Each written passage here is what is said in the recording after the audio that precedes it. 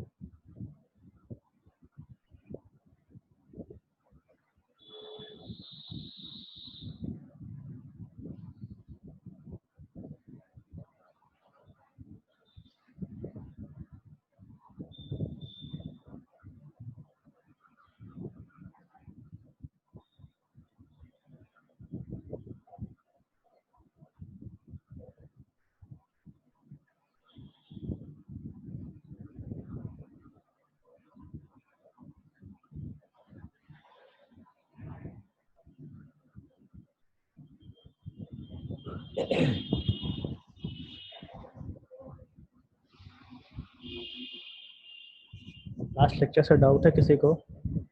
Doubt है तो पूछ लीजिए जब तक बाकी लोग ज्वाइन हो रहे हैं।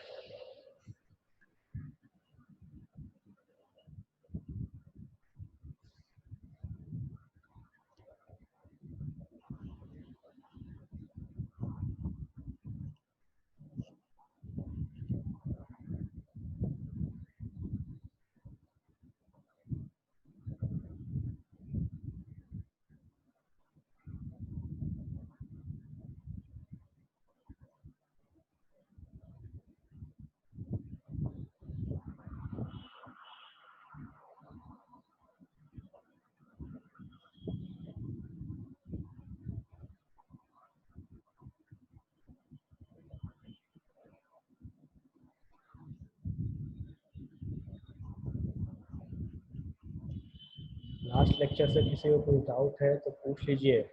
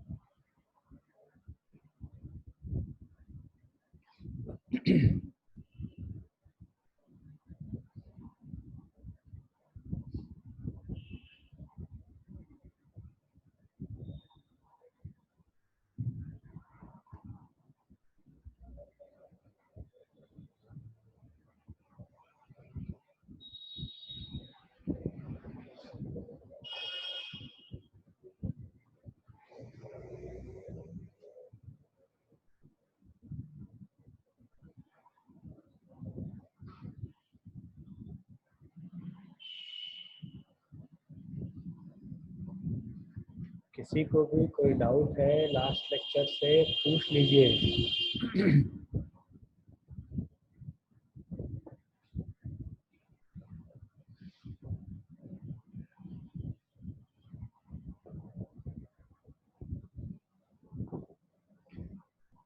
चलिए मैं स्क्रीन शेयर कर रहा हूँ, ठीक है? दिखता है तो यस लिखेंगे, फिर आगे बढ़ेंगे।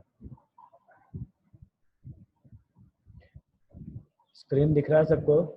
पीडीएफ दिख रहा है?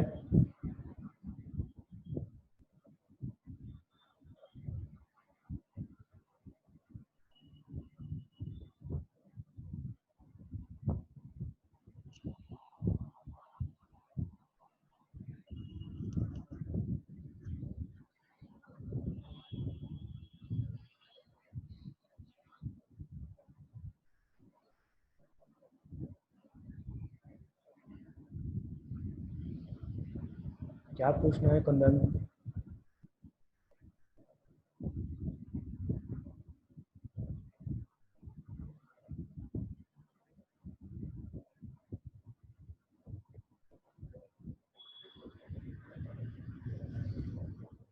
ठीक, देखो लास्ट टाइम हमने प्रिपरेशन ऑफ कोलॉइड्स देखा था कि कोलॉइड्स का सॉरी प्यूरिफिकेशन ऑफ कोलॉइड्स देखा था कि जो हमने कोलॉइड्स पहले बनाया है उसको प्यूरिफाई कैसे किया जा सके। ठीक है, प्यूरिफाई का मतलब है कि जब प्रिपरेशन के वक्त, जैसे देखिए यहाँ हमने काफ़ी सारे प्रिपरेशन देखे थे, double decomposition method, then reduction method, oxidation method.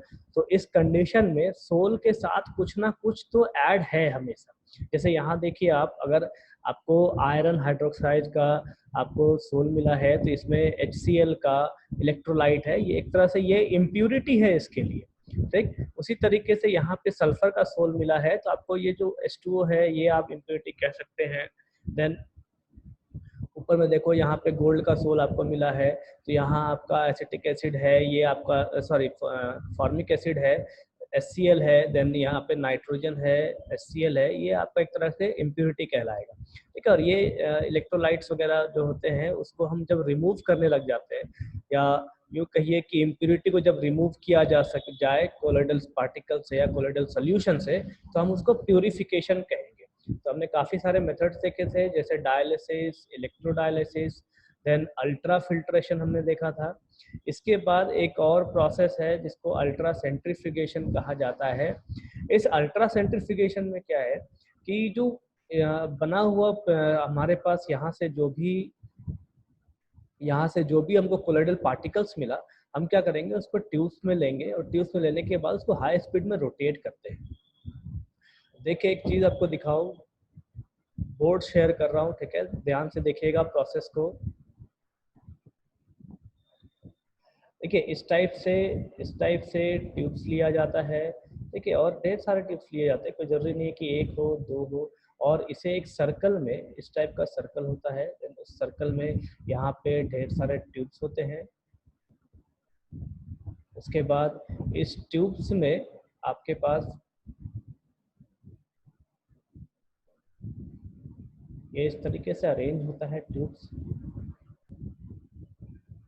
ठीक है, गोल गोल करके इस टाइप से अरेंज होता है।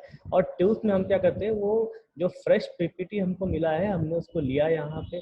अब लेने के बाद इस ट्यूब को जोर जोर से इस टाइप से round round round round full speed में घुमाया जाता है। देख घुमाने से होता क्या है कि जो हमारे पास कोलोइडल सोल्यूशन, जो हमारे पास कोलोइडल पार्टिकल्स है वो यहाँ पे नीचे में आके बैठ जाते हैं। ठीक है, और बैठने के बाद होता क्या है कि इसको अलग से ले लिया जाता है। अलग से लेने के बाद इसको हम क्या करते हैं कि डिस्पर्शन मीडियम में इसको हम डाल देते हैं। तो डिस्पर्शन मीडियम में डालने के बाद हमको क्या होगा कि एक फ्रेश कोलोइडल सॉल्यूशन का फॉर्मेशन देखने को मिलता है। यही प्रोसेस है हमारा अल्ट्रा सेंट्रीफ्यूगेशन का प्रोसेस।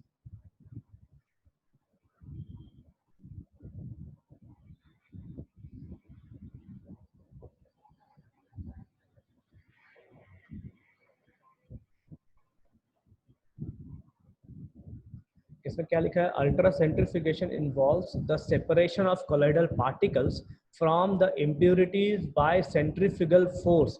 देखिए सेंट्रीफ्यूगल फोर्स कहने का मतलब, आप सबने वॉशिंग मशीन देखा है, उसमें होता क्या है कि जब आप कपड़े धो रहे हो तो देखो कपड़ा अगर आप ऊपर से उसको देखेंगे एक बार तो धोते वक्त धुलने वक्त होता क्या है ना, वो कपड़ा एकदम साइड में जाके चिपक जाता है। तो चिपकने का रीजन ये है कि उसमें सेंट्रीफ्यूगल फोर्स लग रहा हो जो कपड़े को बाहर की तरफ फेंकता है। जैसे आप अगर पत्थर घुमा रहे हैं एक रस्सी में बांध के, देखो घुमाने वक्त होता क्या है, पत्थर में अगर ऐसे घुमाए तो पत्थर बाहर की ओर हमेशा फोर्स लगाता है। ठीक है, अगर आप गलती से इस जगह से उस रस्सी को आप छोड़ दो तो पत्थर क्या करेगा, एकदम सीधे बाहर की ओर निकल जाएगा। उस फोर्स को हम कहते हैं सेंट्रीफ्यूगल फोर्स। तो यहाँ पे सेंट्रीफ्यूगल फोर्स के वजह से क्या होता है कि जो हमारा कोलोइडल पार्टिकल्स है वो नीचे जाके यहाँ बैठ जाता है, और जो ट्रू सॉल्यूशंस के इलेक्ट्रोलाइट्स है, जो पार्टिकल्स है, वो यहाँ पे तैरते रहते हैं। तो हम क्या करते हैं, इस पीपीटी को यहाँ से निकाल लेते हैं। निकालने के बाद उसे किसी ऐसे बीकर में डाल दिया जाता है जिसमें डिस्पर्शन मीडियम हो, मतलब सॉल्वेंट हो, और कोलोइडल पार्टिकल मिक्स करने के बाद कोलोइडल सोल्यूशन बनाते हैं। So लिखा है second line, the impure sol is taken in a tube and the tube is placed in an ultra centrifuge. वो जो आपको डिस्क दिखाए थे, डिस्क में सर्कल किए थे, वो उसको अल्ट्रा सेंट्रीफ्यूज कहा जाता है. The tube is rotated at high speeds. इस ट्यूब्स को बहुत स्पीड में घुमाया जाता है, रोटेट किया जाता है. On account of this, the colloidal particles settle down at the bottom of the tube and the impurities remain in the solution. घुमाने के वक्त क्या होता है, जो colloidal particles हैं, जैसे देखिए यहाँ पे देखिए, जब इसको रोटेट किया जा रहा है तो इसमें इलेक्ट्रोलाइट भी है. अभी इलेक्ट्रोलाइट जो है आपका वो पूरी तरीके से घुला हुआ रहता है. ठीक है. अब यहाँ पे जो सपोज कीजिए इलेक्ट्रोलाइट हमने KOH यूज किया, तो इलेक्ट्रोलाइट पूरा तरीके से सॉल्वेंट में घुला रहेगा और ये जो है अपने डेंसिटी की वजह से नीचे बैठ जाता है. ठीक है. तो इस वजह से हम क्या करते हैं, इसको इससे अलग कर लेते हैं.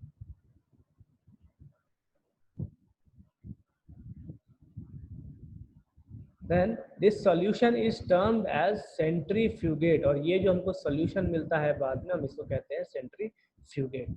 The settled colloidal particles are removed from the tube and are mixed with an appropriate dispersing medium.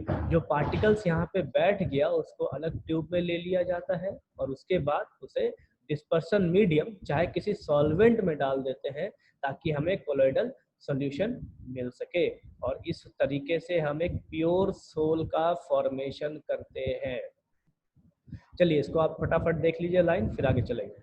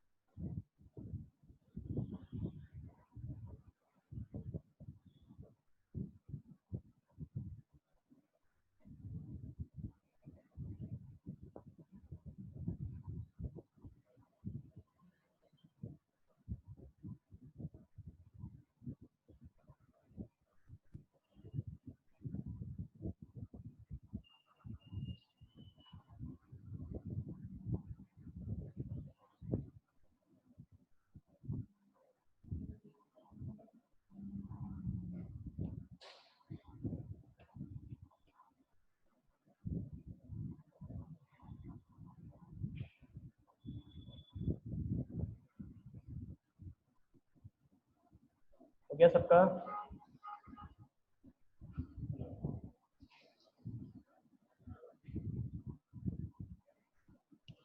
देखिए जिनका इनका पढ़ के हो जा रहा है, कोई डाउट नहीं है तो आप नो लिखे ताकि मैं आगे बढ़ सकूं.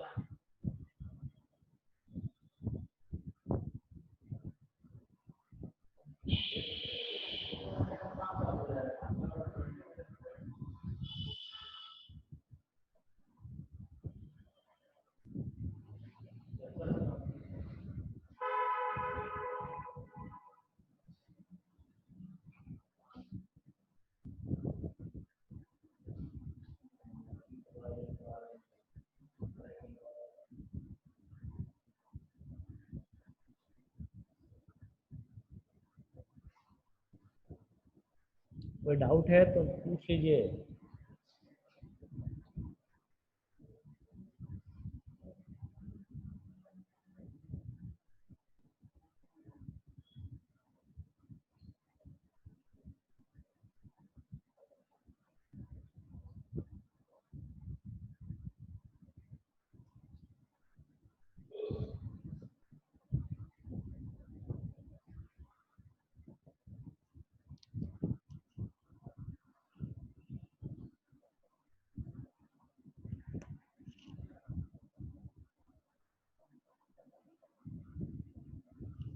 चलिए मैं आगे बढ़ा रहा हूँ.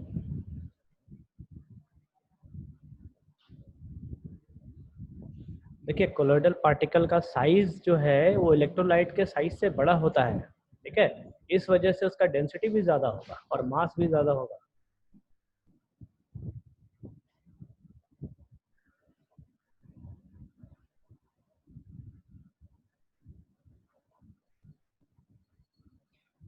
आपको स्टार्टिंग में लिखाए थे साइज के बारे में। ट्रू सॉल्यूशन जो है, ट्रू सॉल्यूशन एक इलेक्ट्रोलाइट ट्रू सॉल्यूशन देता है, लेकिन कोलॉइडल सॉल्यूशन कभी भी ट्रू सॉल्यूशन नहीं होगा।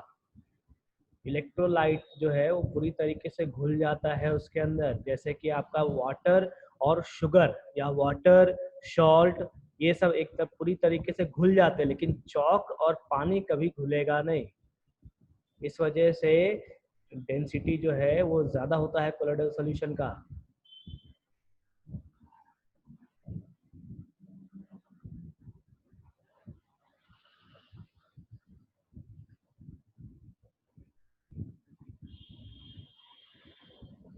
लेकिन यहाँ पे कुछ यूजेस लिखा है मैंने, नोट करके कुछ यूजेस लिखा है कि सोल पार्टिकल्स का यूज कहाँ कहाँ होता है। सबसे पहला आपका sol solution of antimony is used in curing kala-azar. Kala-azar जो है ये एक तरह का बुखार है जिसको ब्लैक फीवर के नाम से जाना जाता है। उसमें एंटीमनी का सोल यूज करते हैं दवा के रूप में। देन दूसरा है sol solution of silver, that is argyrol is used as eye lotion. आँख में लोशन या आँख में दवा डालने के वक्त ये सोल यूज किया जाता है उस दवाई बनाने के वक्त। Then sol solution of sulphur is use to cure skin disease. जिसको चर्म रोग होता है उसके लिए सल्फर की दवाइयाँ जो सोल के सॉल्यूशन से बनती है उसे यूज करते हैं। Then sole solution of graphite is called aquadag. Aquadag is water-based colloidal graphite coating commonly used in cathode ray tubes. तो कैथोड रे ट्यूब्स मैंने आपको 11th में पढ़ाया था एटॉमिक स्ट्रक्चर में। ठीक है, एटॉमिक स्ट्रक्चर में जो डिस्कवरी ऑफ इलेक्ट्रॉन है, मैंने वहाँ पे आपको कैथोड रे ट्यूब्स के बारे में बताया था। और उस कैथोड रे ट्यूब्स में जो ग्राफाइट यूज किया जाता है, ग्राफाइट कोटिंग यूज किया जाता है वहाँ पे, उसको हम एक्वाडैग कहते हैं।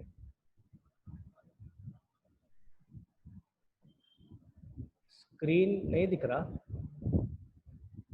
चलो फिर से शेयर कर रहा हूँ। अभी दिख रहा है सबको?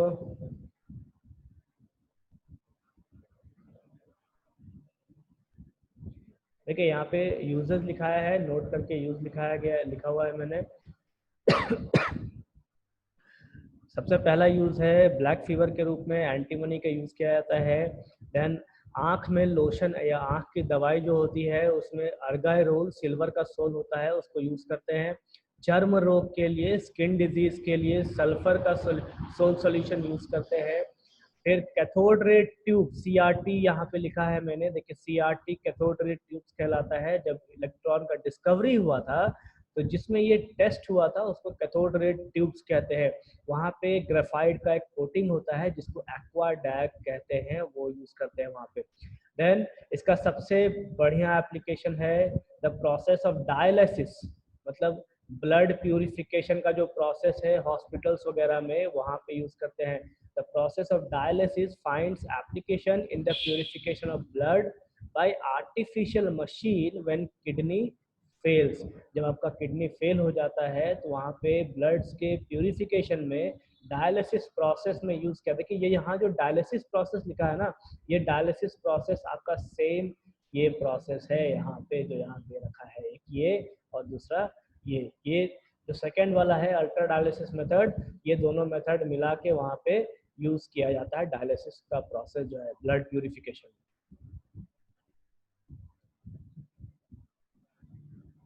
देन नेक्स्ट है आपका प्रॉपर्टीज ऑफ कोलॉइड्स।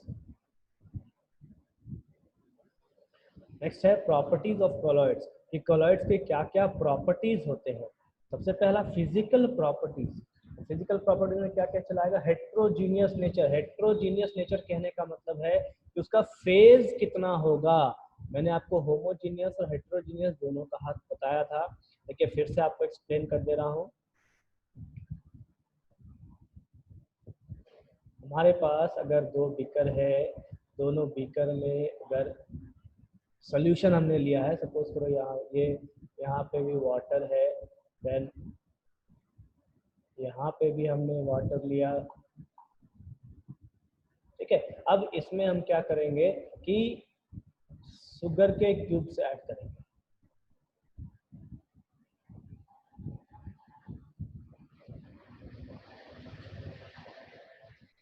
यहाँ पे हमने क्या किया, शुगर ऐड कर दिया। अब ये हुआ क्या, अंदर जाएगा, अंदर जाने के बाद ये पूरी तरीके से यहाँ पे घुल जाएगा। तो घुलने के बाद हमको क्या होगा, यहाँ पे पूरा का पूरा सिर्फ और सिर्फ लिक्विड ही देखने को मिलेगा।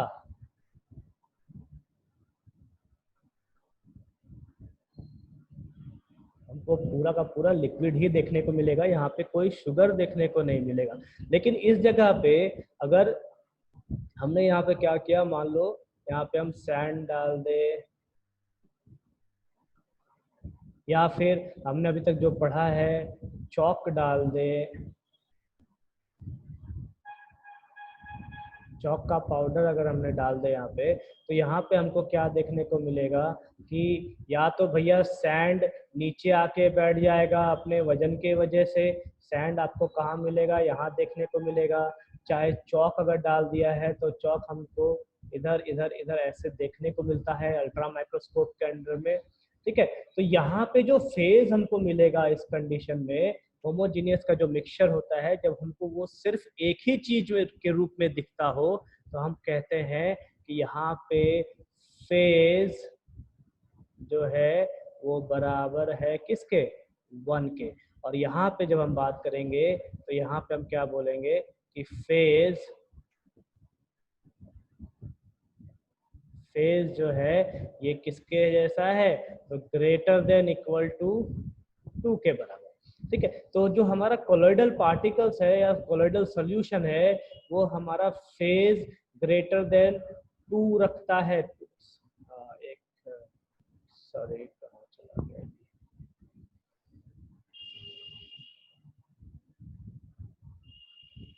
जो पार्ट होमोजीनियस दिखाता है, ये कोलॉइडल सॉल्यूशन है, ये होमोजीनियस फेज दिखाता है। मतलब इसमें एक से अधिक चीजें होंगी और सब आप अलग अलग कर सकते हैं। जैसे आपका खाने का मिक्सचर, ठीक है, तो मिक्सचर में आप क्या कर सकते हो, बादाम अलग कर सकते हो, चना दाल अलग कर सकते हैं, देन भुजिया जो रहता है उसमें वो अलग कर सकते हैं। ठीक है, तो हम कहते हैं कि भाई वो जो मिक्सचर है हमारा वो होमोजीनियस मिक्सचर है, क्योंकि हम हर चीज को फिजिकली अलग कर सकते हैं। लेकिन वही उसी जगह पे अगर आपको एक गिलास में पानी और नमक दे दिया जाए, उसमें नींबू भी डाल दे और चीनी भी डाल दे, और कहा जाए भैया पानी अलग करो, चीनी अलग करो, नींबू अलग करो और नमक को भी अलग करो, तो हम कुछ भी अलग नहीं कर सकते।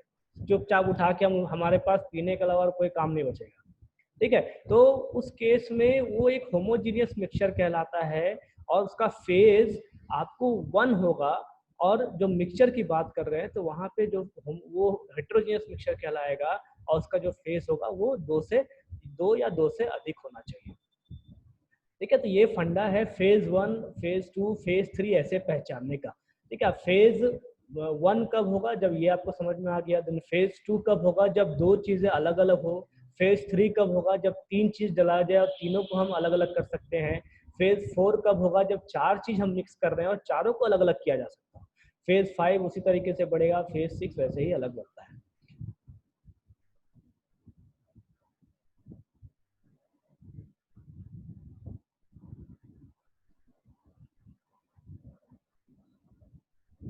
समझ में आया मिक्सचर वगैरह में क्या फेज होता है, कितना फेज होगा। देखिए मिक्सचर, अभी लॉकडाउन है, ठीक है, सबके पास भरपूर समय है, तो आप खाने वाला मिक्सचर ले लीजिए, उसमें जितने भी चीज़ें हैं सबको अलग अलग गिनिए और उसके बाद मुझे बताइए कि किसमें कितना फेज होगा।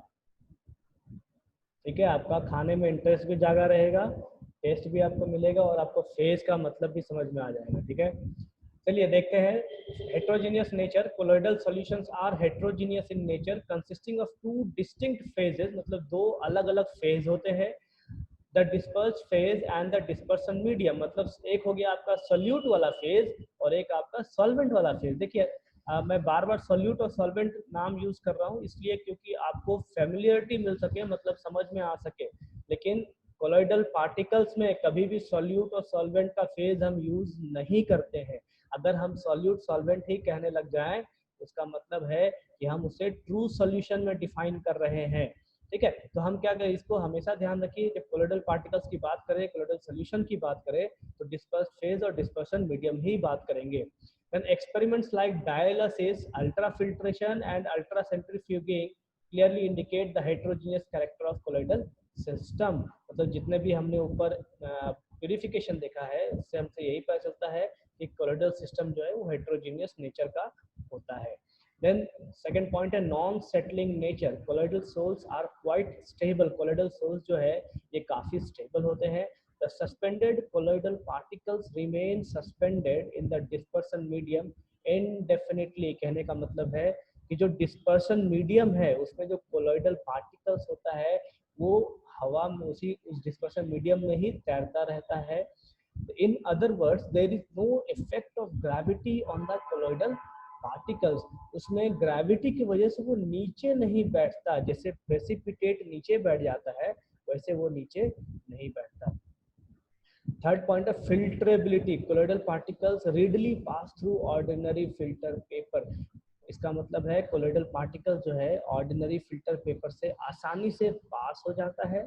वो इसलिए क्योंकि ऑर्डिनरी फिल्टर पेपर जो हम देखते हैं बाजार में उसका जो पोर साइज है वो कोलोइडल पार्टिकल के साइज से बड़ा होता है, इस वजह से वो आसानी से पास हो जाता है उसमें। It is because the size of the pores of the filter paper is larger than that of the colloidal particles. ठीक है, देखो ये मैं आपको पहले ही बताया हूँ, फिर से बता रहा हूँ कि फिल्ट्रेबिलिटी क्या है।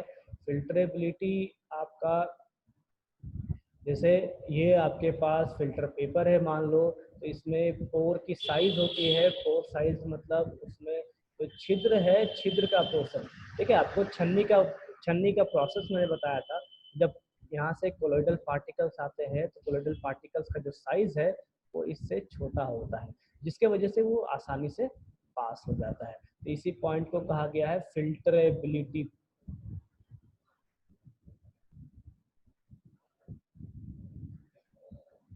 देन नेक्स्ट पॉइंट है हमारे पास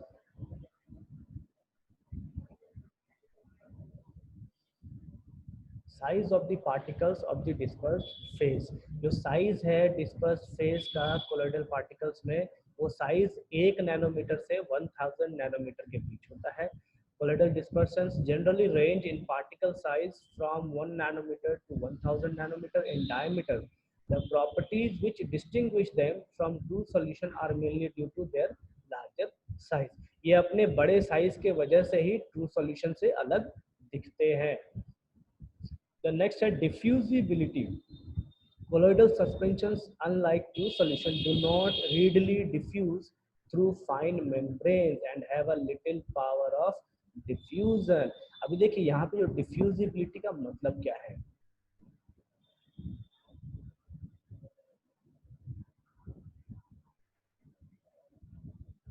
जैसे देखिए हमने मेम्ब्रेन देखा है, एनिमल मेम्ब्रेन की हमने पहले बात की है, सेल मेम्ब्रेन वगैरह होता है।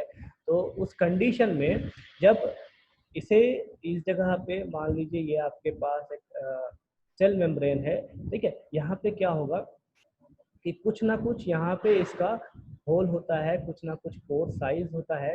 इस कंडीशन में जो ट्रू सॉल्यूशन है, जो ट्रू सॉल्यूशन है वो ट्रू सॉल्यूशन के जो भी पार्टिकल्स होंगे वो पार्टिकल्स आराम से पास कर जाते हैं इधर से इधर की ओर। लेकिन जब हम कोलोइडल सॉल्यूशन की बात करें, जब कोलोइडल सॉल्यूशन की बात करें तो वो आसानी से पास नहीं करता। इसी को कहा गया है कि ये रीडली डिफ्यूज नहीं करता। डिफ्यूज का मतलब है कि एक जगह से दूसरे जगह पे जाके मिक्स होना। हमने डिफ्यूजन ऑफ गैसेस पढ़ा है, जैसे आपको बताए थे कि अगर आप डीओ स्प्रे करते हैं तो गैस जो है एक नोजल से निकलता है और जाके एयर के गैस मिक्स मॉलिक्यूल से मिक्स होता है, उसको डिफ्यूजन कहते हैं। तो इसी जगह पे कैसा है कि जो यहाँ पे ट्रू सॉल्यूशंस का जो मॉलिक्यूल्स है वो क्या होगा, इस पोर से बाहर निकलेगा और यहाँ पे जाके डिफ्यूज होकर मिक्स हो जाएगा। लेकिन जब कोलोइडल पार्टिकल्स की हम बात करें तो इसका जो साइज है इसके पोर से बड़ा होता है और इस वजह से ये वापस इधर छटक के अलग चला जाता है। इसको हम कहते हैं कि ये आसानी से डिफ्यूज नहीं करता।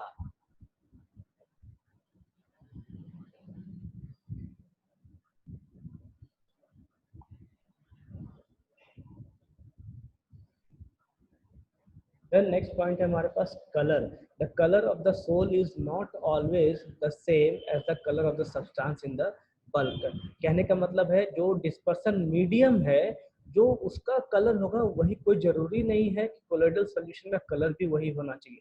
जैसे देखिए हमने अब तक क्या पढ़ा है कि ट्रू सॉल्यूशन की जब हम बात करते हैं सॉल्यूट और सॉल्वेंट की, तो सॉल्यूशन का वही प्रॉपर्टी होगा जो सॉल्वेंट का प्रॉपर्टी होना चाहिए।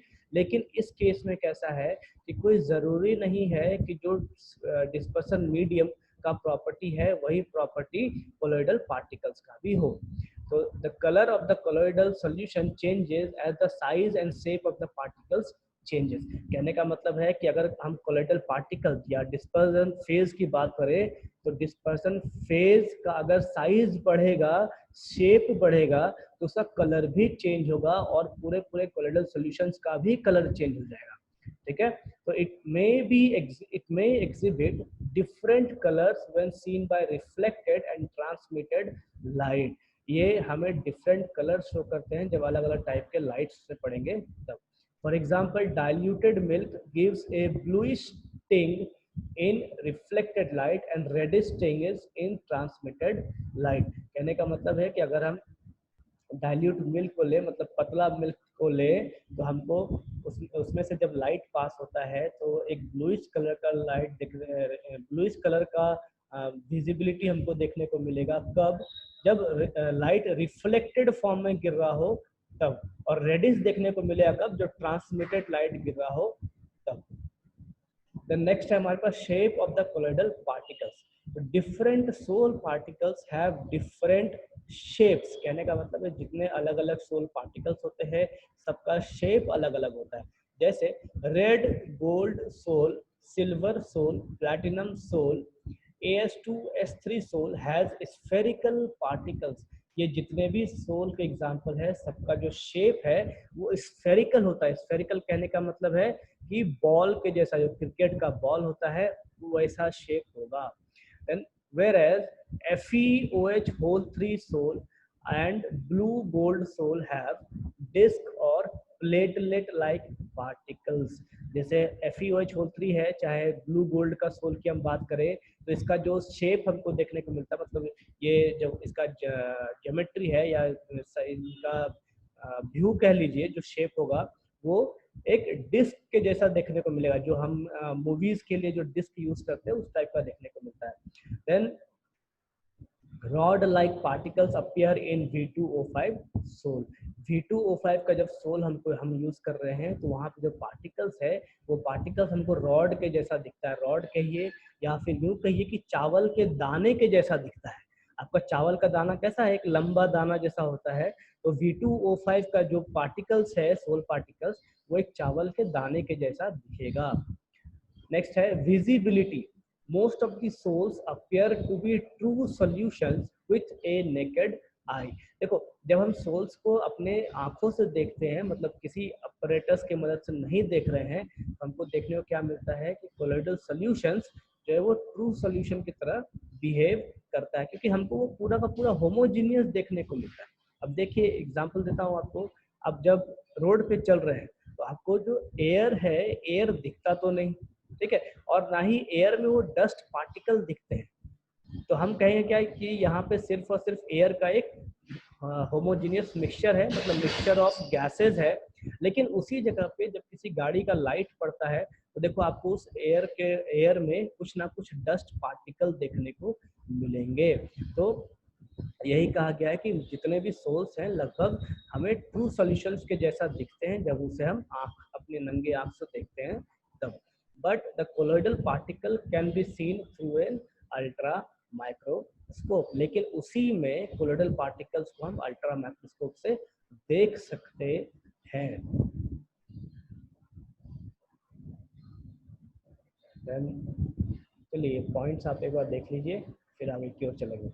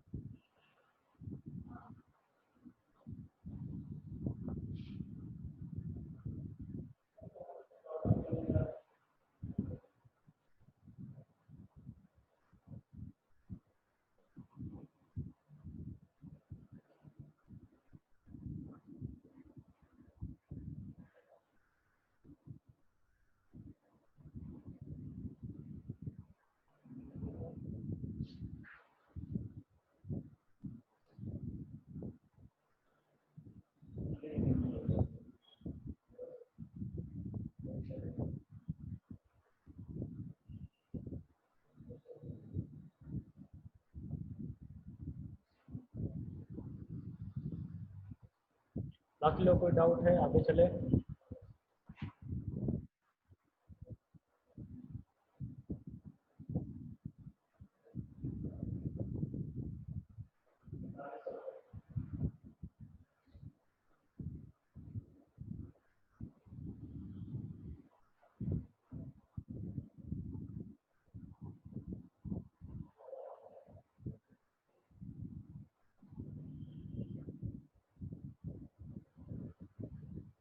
देखिए नेक्स्ट नेक्स्ट है हमारे पास कॉलिगेटिव प्रॉपर्टीज।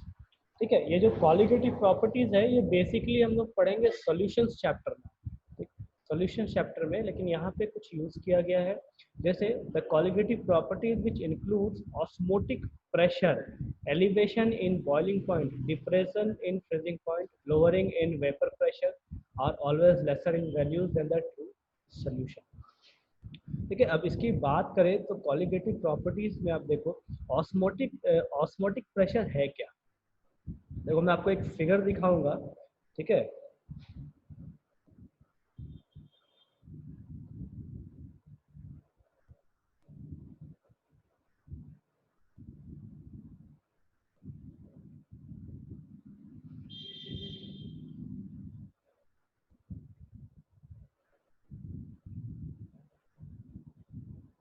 देखिए ये एक प्रोसेस है, ये एक प्रोसेस है। अब प्रोसेस को आप ढंग से देखिए, इधर वाला लेफ्ट वाला जो हिस्सा है इस प्रोसेस को आप ढंग से देखिए, तो यहाँ पे सॉल्यूट मॉलिक्यूल बहुत कम है, यहाँ पे सॉल्यूट मॉलिक्यूल्स ज़्यादा है। ठीक है, अब होता क्या है ऑस्मोसिस प्रेशर में कि एटमॉस्फेरिक प्रेशर के वजह से, यहाँ पे एटमॉस्फेरिक प्रेशर लग रहा है, एटमॉस्फेरिक प्रेशर के वजह से इधर जो लो कंसंट्रेशन वाला जो सॉल्यूट है वो मूव करना चालू कर देता है इस हाई कंसंट्रेशन वाले सॉल्यूट की तरफ।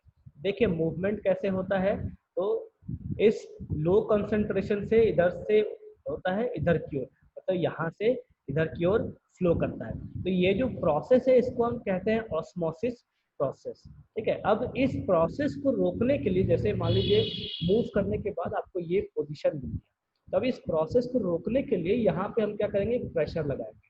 ठीक है, तो इस प्रेशर को हम कहते हैं ऑस्मोटिक प्रेशर। वो प्रेशर जो ऑस्मोसिस के अगेंस्ट में काम कर रहा हो उसको ऑस्मोसिस ऑस्मोटिक